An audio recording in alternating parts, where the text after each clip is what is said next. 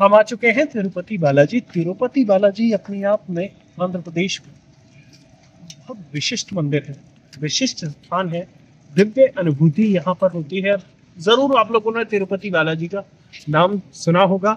आज इस वीडियो में हम आपको बताएंगे तिरुपति बालाजी जब आप पहुंचे तो किस तरीके से आपको जाना है, कितनी देर में दर्शन हो सकते हैं, एक पूरा ब्लॉग। इस वीडियो को सब्सक्राइब और लाइक जरूर कीजिएगा। तिरुपति बालाजी यानी श्री वेंकटेश्वर स्वामी मंदिर पहुंचने के लिए आपको बड़े शहरों से डायरेक्ट फ्लाइट भी मिल सकती है, हालांकि लिमिटेड फ्लाइट है। ये देखिए, वैसे तो आपको प्रीपेड टैक्सी एयरपोर्ट पर ही उपलब्ध होगी। चूंकि एयरपोर्ट पर टैक्सी हमारे लिए अफोर्डेबल नहीं थी, तो गूगल की मदद से हमने यहाँ टैक्सी हायर की। आइए अब चलते हैं, टैक्सी का इंतजाम हमने कर लिया है।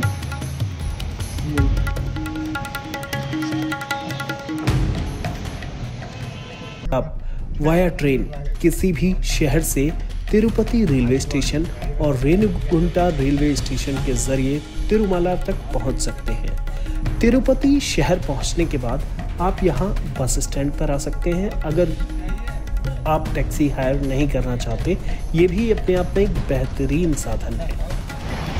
अगर आप चाहें तो इस तरीके से बस में भी जा सकते हैं। आप देखिए, तिरुपति से तिरुमला। फिलहाल ये काउंटर बंद है। अब एडल्ट का 90, बच्चे का 50 जो टिकट है, और अप डाउन में यानी आना जाना 160 रुपये और बच्चे का 90 रुपये। Andhra Pradesh state tourism corporation का ये बुकिंग काउंटर है। तिरुपति से जब आप तिरुपति पहुंचेंगे तो एयरपोर्ट और रेलवे स्टेशन से ये नंदी सर्किल है, यहाँ से टर्न है आपको तिरुमला जाने के लिए, भगवान वेंकटेश के मंदिर जाने के लिए, वेंकटेश्वर के मंदिर जाने के लिए। और अगर आप यहाँ अगर देर रात है या आपको रुकना है तो आप देखिए, यहाँ कई तरीके के होटल भी हैं। मतलब आपके बजट के मुताबिक 4000, 3000, 2000 में आपको यहाँ होटल दिख जाएंगे।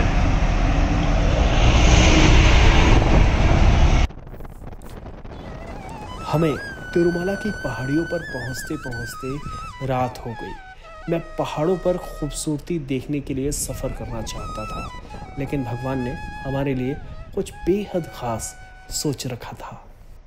अब हम चढ़ चुके हैं तिरुमला की पहाड़ियों की तरफ, और जब आप तिरुपति के दर्शन करने के लिए जाएंगे तो सबसे पहली चीज़ ध्यान रखिए, कोई भी जैसे प्लास्टिक बोतल है, कोई आपके पास इलेक्ट्रॉनिक गैजेट, मोबाइल को छोड़कर जो इलेक्ट्रॉनिक अगर कैमरा एसेसरीज़ हैं और बाकी चीज़ें, उन्हें आप ये याद रखिएगा कि छोड़ कर आएँ या फिर कुछ उसकी व्यवस्था होटल में ही कर लें अगर आपका होटल तिरुपति के पास है। यहाँ गाड़ियाँ चेक होती हैं प्रॉपर तरीके से, प्रॉपर फ्रिस्किंग होती है गाड़ियों की। अगर उसमें कुछ ऐसा है या पानी की बोतल या बाकी चीज़ें तो आपको नहीं ले जाने को मिलेंगी। अभी हमारी गाड़ी चेक हो रही है, तो उसके बाद हम आगे की तरफ बढ़ेंगे। आपको जो दर्शन है उसका लाभ हम उठा सकेंगे, लेकिन आप दर्शन यहाँ आपको तो नहीं करवा सकेंगे, दर्शन का रास्ता ज़रूर दिखा सकेंगे। तो बने रहिए हमारे साथ। हमारी गाड़ी अभी चेकिंग के लिए खड़ी है और बड़ी ज़बरदस्त चेकिंग होती है यहाँ पर।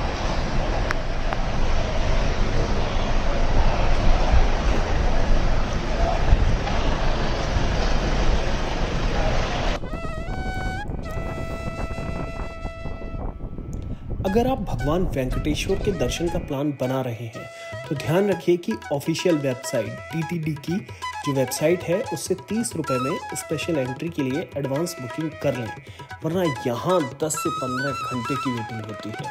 अगर वो नहीं कर सके तो तिरुपति शहर में भी रात को 2 बजे श्रीनिवास कॉम्प्लेक्स में टोकन ले सकते हैं, लेकिन वहाँ कई घंटों की लाइन लग जाती है।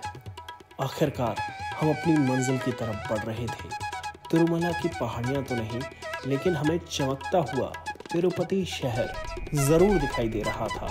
आखिरकार हम आ गए उस परिसर में जो रात को भी रंग बिरंगी रोशनी में नहाया हुआ था। हमने अपने ठहरने की व्यवस्था यहीं की हुई थी, जो कि आप भी कर सकते हैं अगर एडवांस बुकिंग करें और टीटीडी की वेबसाइट। थोड़ी देर विश्राम करने के बाद हम भगवान के दर्शन के लिए तैयार हुए। आज का दिन बेहद खास था क्योंकि मंदिर परिसर में ब्रह्मोत्सव का आयोजन हो रहा था। हमारी कल्पना के परे था ब्रह्मोत्सव, जो कि लंबे अंतराल के बाद होता है, संभवतः साल में एक बार होता है। विक्रम जी दूर चुके हैं बालाजी के दर्शन के लिए और मुस्कुराते हुए, चेहरे पे बहुत ही तेजी से मुस्कुराहट है।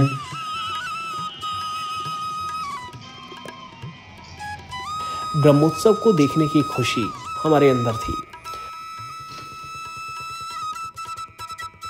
जय गोविंदा, जय गोपाला। आज जा रहे हैं तिरुपति बालाजी। सुबह करीब 3:30 बजे की आरती को देखने के लिए हम अपने होटल से 2:45 बजे के आसपास निकल गए। मंदिर में होल्डिंग एरिया बनाए हुए हैं जहां रुकते हुए दर्शन के लिए जाया जाता है, लेकिन हमारी किस्मत ने एक और बार साथ दिया और हमें करीब 2 घंटे में ही दर्शन मिल गए। भगवान वेंकटेश्वर के दर्शन के आनंद को शब्दों में नहीं बताया जा सकता और भगवान की विशिष्ट कृपा हम लोगों पर रही। ब्रह्मोत्सव के दौरान जब लोग भगवान के रथ को देखने के लिए दूर देश से भी आते हैं, हमें उस रथ को चलाने में हाथ लगाने का मौका मिला। सच बताएं, तब ये लगा कि काश सिर्फ यही काम मिल जाए और जीवन धन्य हो जाए। गोविंदा गोविंदा की जय जयकार हर तरफ गूंज रही थी।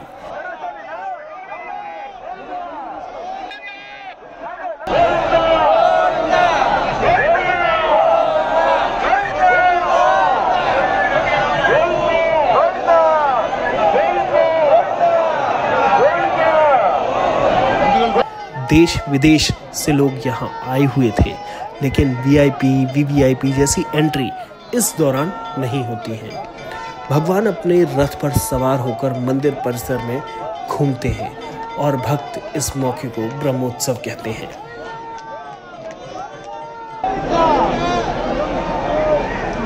मंगलम कुशलेंद्राय महनीय गुणात्मनि।